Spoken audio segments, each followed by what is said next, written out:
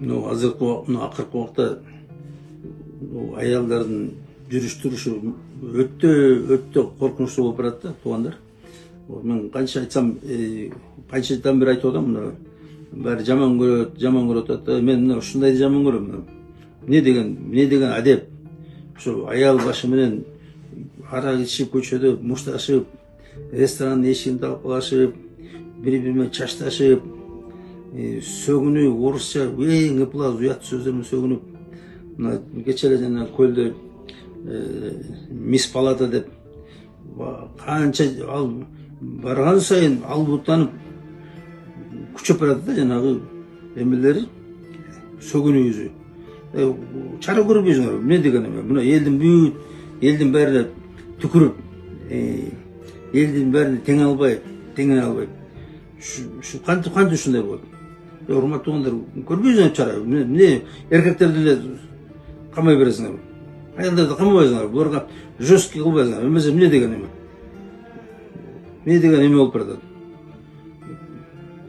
Өткөндө мен айттым жана, эки баласын ыргытып, өзү да ыргып кеткен деп. Байкуш эркекти күнөөлөт да, ошол давай этти. Жана ушундай аял бир эле күйөөнү эмес, көчөнүн бәрин террор кылып атпайбы? Мына азыр Америкада көрүп атат, аял өзүнүн 3 баласын өлтүрсө, миңдеген киши аны актап чыккыла деп, күйөө көңүл бурган эмес, тиги бул деп, күйөөнү соттогула, тиги эч нерсе кылбагандай да. Анан эмне бизде үйрөнүп атат. Мына бизде да жана 2 баласын ыртып берип, өзү ырган, эмне үчүн эч ким айтпайт? Балдарды эмне ыртат? Ошондой көбөйүп баратат, мына балдарын ыртып бериш, терезелерден ыртып бериш, өлтүрүп салыш. Күчөп баратат. Кармабайсыңбы? Аялдарды жесткий соттогула, штрафтар салгыла, жанагы бузуп жүргөн кыздардын баарына штраф салыш керек. Мына эметип алып туруп, канча балдар соттолуп жатат. Эме подстава болуп. Атайын өзү барып жатат. Анан кийин заявление жазып, бүт балдардын баары, эркек балдардын баары. Эми биз эркектерди актабайбыз, биз айтпайбыз, барбагыла, зина кылбагыла. Бирок жаш балдар, тарбиясы жок балдар кетти, ошо менен оңбай калды. Ошо түрмөгө баргандан кийин оңобу түрмөдө. Андан бетер болуп чыгат. Чара көрүш керек да ушуну. Жана иман сабагын бериш керек. Иман сабагын десе, жабышып тура алыңар да коркуп, биз террорго чакырып атабыз. Биз ушу адеп акылыкка чакырып атабыз, адеп акылыкка. Нрава. Качан түшүнөсүңөр ушуну?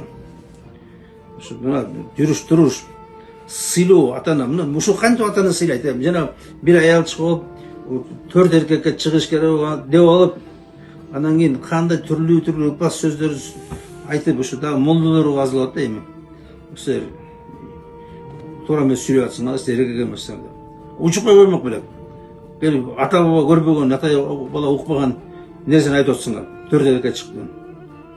Не деген адеп, не деген жана уятсыздык. Мына эл, биздин кыргыз элин уят кылат. Бүт Алматыда, Казакстанда уже берип атат. Мына Кыргызстанда аялдар 4 эркекке тийүүнү маселесин көтөрүп атат деген. Не деген эл болдук, урматтуу. Уят деген кайда кетти, намыс кайда кетти, улуттун намысы кайда кетти. Ушинтип эле кете беребизби?